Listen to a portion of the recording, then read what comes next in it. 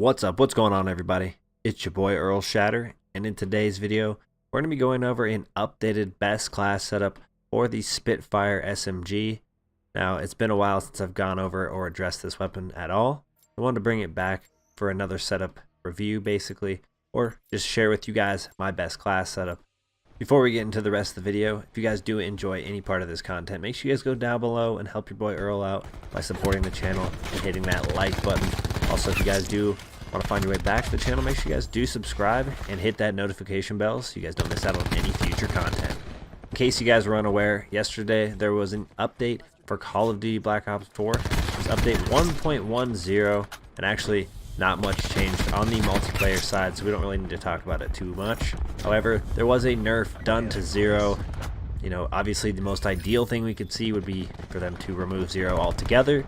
However, they weren't able to do that, so we're just going to have to live with the nerf. Regardless, there was nothing changed, obviously, to the Spitfire with our last update, but since we've done our last best class setup, there was a SMG buff overall. The gun has changed slightly.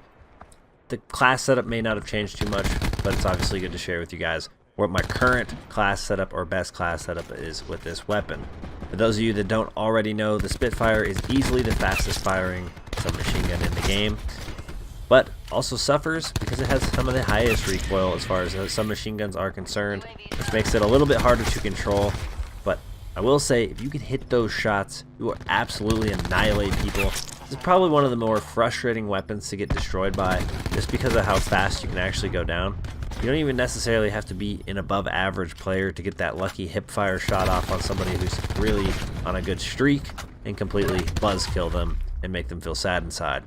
For this best class setup, we are running the extended mags, because obviously having a fast fire rate with something such as the Spitfire, you're going to go through your magazine fairly quickly. Sometimes you'll even waste too many bullets on the first enemy you shoot, not leaving you enough to fire on the second person. So it's good to run the extended mags just to ensure you can at least challenge 1 or 2 people, sometimes even more, but it's good to be able to get at least a few people out of the way before having to reload. The second attachment, and the only other real attachment I have on the weapon, obviously, would be fast mags. Now, this is going to help you alongside the extended mags because the rate of fire on this weapon is pretty fast. You're not only going to want to have less reloads, but you're also going to want to be able to reload as fast as possible so you can get back out there and challenge the next person in a gunfight. Sometimes you find yourself in a pinch, and it's the best thing you could possibly do to be able to reload as quick as possible. That way you have the best possible chance of staying on those streaks. It is frustrating to be in the middle of a reload and getting melted by somebody. If you were just able to get that last second in, you would have been able to kill them. And that's where fast mags is really going to help you, avoid those confrontations, be able to keep you at the top of your game, ready for any gunfight that comes at you. Typically, depending on how I feel, depends on the gear choice I choose when running the submachine guns. However, pretty much the only gear you'll see me running with the Spitfire is that stim shot. Stim shot's going to allow you to heal quite a bit faster and obviously more often. This is going to be crucial when getting into mass gunfights where you're barely on the brink of life and you need to get back out there and challenge somebody else before they come around the corner and get you.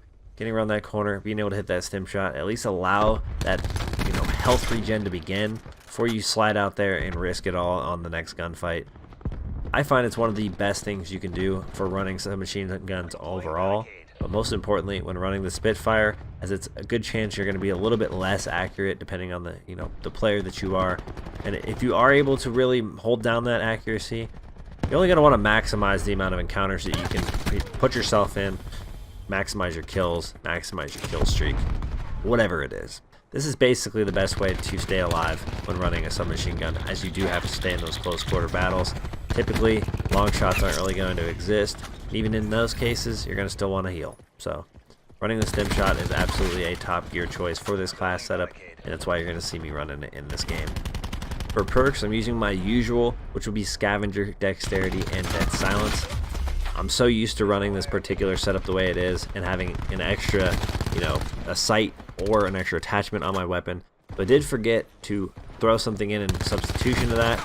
I want to say that you guys are welcome to use something like FMJ if you want to look for an extra attachment to throw on this gun, or overall if you're just looking for some perks to add, maybe tactical masks to help avoid some of these specialists. Ghost is also an awesome choice. That way you can keep yourself off the UAVs if you're finding yourself in a match where people are calling in countless ones. Good to not only be defended against the acoustic sensor, but the multiple UAVs they call in as well.